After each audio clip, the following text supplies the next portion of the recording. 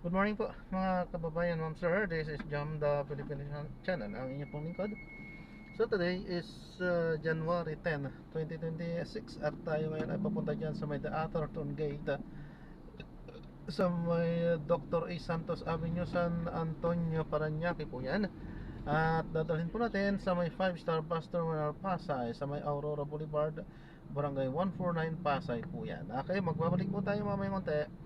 Pag nakuha na po natin sila, disclaimer lamang po ang content po natin ay kalsada at hindi ang passenger. Kaya nga naman, sakali man po na may marinig kayo mga pangalan ng lugar, pangalan ng tao, pangalan ng organization sa government o private man yan, ay wala pong kinalaman ng channel na ito at wala pong pinapatungkulan. Lahat po ng pinag-uusapan dito ay pawang dito lamang po yan sa loob at wala pong pinapatungkulan sa labas. Okay po, magbabalik po tayo mamayang unti pag nakuha na po natin sila. Huh? Okay.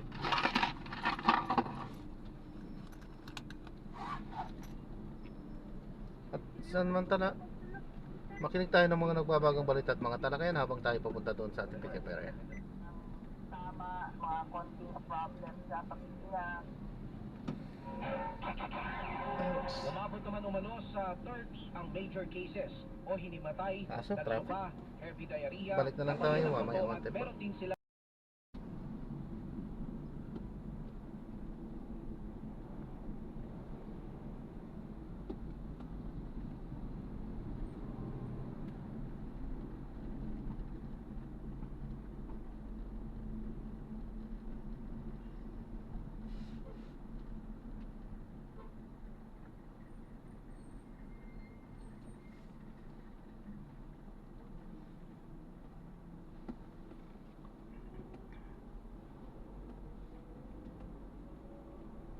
Continue on Dr. A. Santos Avenue for 7 kilometers.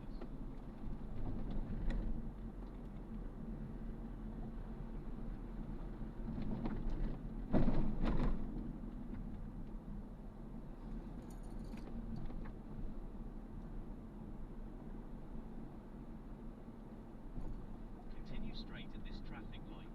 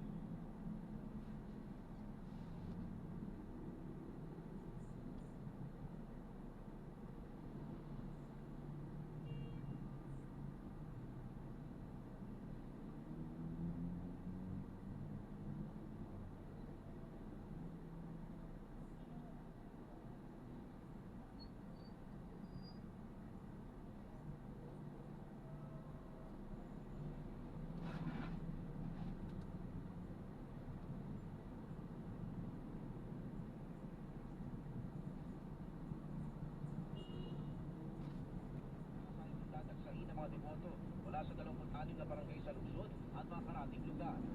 Sinabi naman ni General Santos City Police, ano sa may 9.6 million ayon niya sa simbahan ng Quiapo.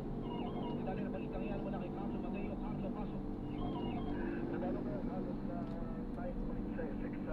ngayon ang bilang mga nakaisa sa kabuuan ng pagdiriwang ng kapistahan ng Jesus Nazareno ngayong 2026.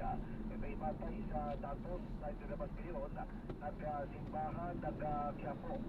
Yun naman sa Mantapulis District, naging magtiyak pa sa kabuuan ang pagdiriwang na ito ng Nazareno 2026 sa kabila ng mga naitala na bilang na mga nasugat at yung mga itubod ka sa mga medical station na pagkamatay di mga tuturing na ilang kaso ng nawi ay direkta ng may kinalaman dito ka sa diriwang ng Nazareno 2025. Sa mga sumandaling ito ay nagpapatuloy ang ginagawang pagkalilinis dito sa paligid ng simbahan ng Quiapo.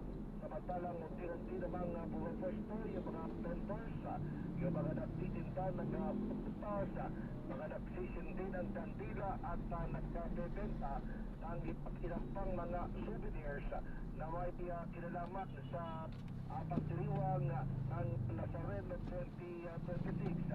Dito naman sa paligid ng simbahan ng Carlos? Quiapo Churches. May aktibidad pa ba sa loob ng simbahan ng Quiapo sa mga oras na ito? Wala nang mga aktibidad dahil kahapon pa natapos sa mga misa at ang kanina ay yung novena na itinagawa habang inaantabayanan ang dating ng andas ng Jesus Nazareno. Mamaya mayroong pulong palitan na isasagawa sa papananghali ang simbahan ng Quiapo. Pero una nang ipinararating ng pamunuan ng simbahan